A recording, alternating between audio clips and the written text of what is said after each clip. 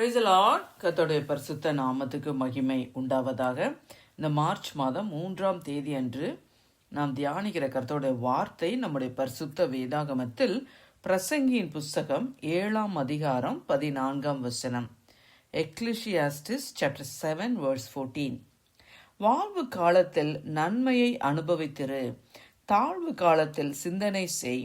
மனுஷன் தனக்கு பின் வருவதொன்றையும் கண்டுபிடியாதபடிக்கு தேவன் இவ்விரண்டையும் ஒன்றுக்கொன்று எதிரடையாக வைத்திருக்கிறார். ஆமேன். கர்த்தருடைய நல்ல வசனத்துக்காய் தேவனுக்கு நன்றி செலுத்துவோம். கர்த்தருடைய வார்த்தையில சொல்லப்பட்டிருக்கிறது, வாழ்வு காலத்தில் நன்மை அனுபவித்திரு என்று சொல்லி, தாழ்வு காலத்துல சிந்தனை செய் என்று சொல்லி. ஆமேன். இதுல 2 காலத்தை குறித்து ஆவியானவர் எழுதி வைத்திருக்கிறாங்க. வாழ்வு காலம், தாழ்வு காலம் அப்படின்னா the day of prosperity, அப்புறம் இந்த day of adversity என்று சொல்லி இல்லையா. இந்த மவுண்டன் டைம், அப்புறம் வேலி டைம் அப்படின்னும் சொல்லுவாங்க இல்லையா. அப்போ அந்த வாழ்வு காலத்தில் என்ன சொல்லப்பட்டிருக்குன்னா, நீ நன்மையை அனுபவித்திரு என்று சொல்லி. மனுஷன் புசித்து குடித்து தன் பிரயாசத்தின் பலனை அனுபவிப்பதை பார்க்கிலும் அவனுக்கு ஒரு நன்மையும் இல்லை, இதுவும் தேவனுடைய கரத்திலிருந்து வருகிறது என்று நான் கண்டேன் என்று சொல்லி இதை பிரசங்கிறதா 2ஆம் அதிகாரத்தில் அதை வாசிக்கிறோம் இல்லையா.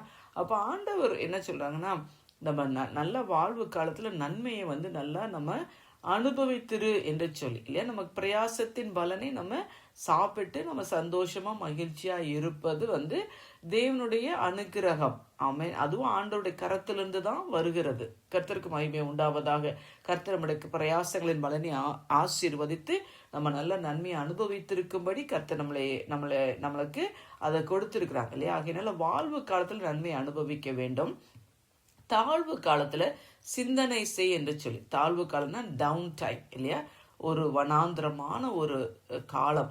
அந்த காலத்துல என்னன்னா நீ சிந்தனை செய் என்று சொல்லி. எல்லாருடைய வாழ்க்கையிலையும் தேவன் இது ரெண்டையும் மாறி மாறி நீ அனுமதிக்கிறாங்க, நியமித்திருக்கிறாங்க.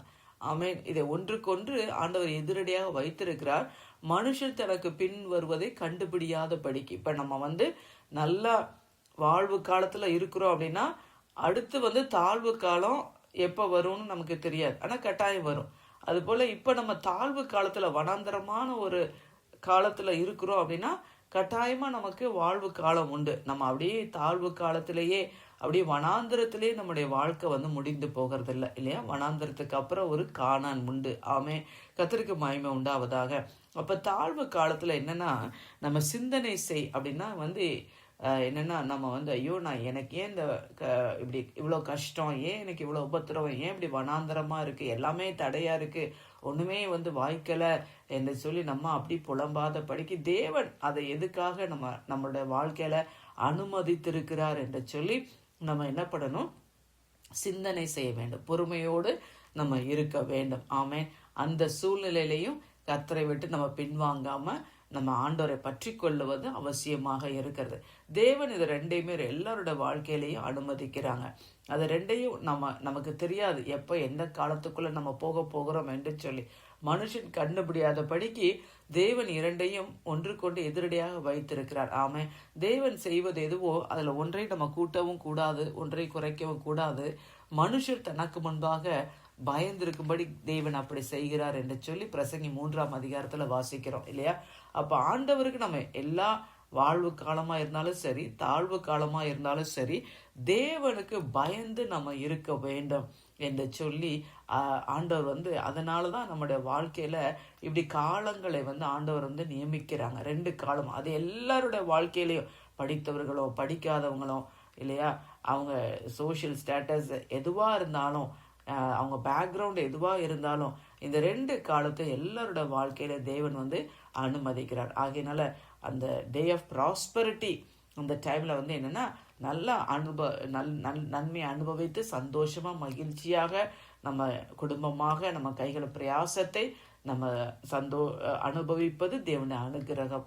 தாழ்வு காலத்துல பொறுமையோடு கர்த்தருக்கு காத்திருந்து அவருடைய முகத்தை நம்ம நோக்கி பார்த்து நம்ம சிந்தனை செய்ய வேண்டியது அவசியமா இருக்கிறது. கர்த்தர் நிச்சயமா அந்த வனாந்தரமான சூழ்நிலையை கர்த்தர் மாற்றுவார். உங்கள் துக்கம் சந்தோஷமாய் மாறும் என்று சொல்லிதான் வேதம் சொல்லுகிறது. தகப்பனே, உம்மை நன்றியோடு நாங்கள் உம்மை துதிக்கிறோம், உம்மை ஸ்தோத்தரிக்கிறோம் அப்பா. ஆண்டவரை, காலங்களை சமயங்களை மாற்றுகிறவர் நீர் ராஜா. ஆண்டவரை, காலங்களுக்கு அப்பாற்பட்ட தேவன், ஆதி மந்தமும் மாணவர், தொடக்கம் முடிவும் மாணவர் அப்பா. நீர் எல்லாவற்றையும் அதனதன் காலத்துல நேர்த்தியாய் செய்கிற தேவனாப்பா. இன்றைக்கு ஆண்டவர், நாங்கள் கற்றுக்கொண்ட இந்த சத்தியத்துக்காக உமக்கு நாங்கள் நன்றி செலுத்துகிறோம். நல்ல வாழ்வு காலத்தில் எங்களுடைய கைகளின் பிரயாசத்தை நாங்கள் அனுபவித்து சந்தோஷமா மகிழ்ச்சியாக கர்த்தருக்கு நாங்கள் நன்றி செலுத்துவோம்.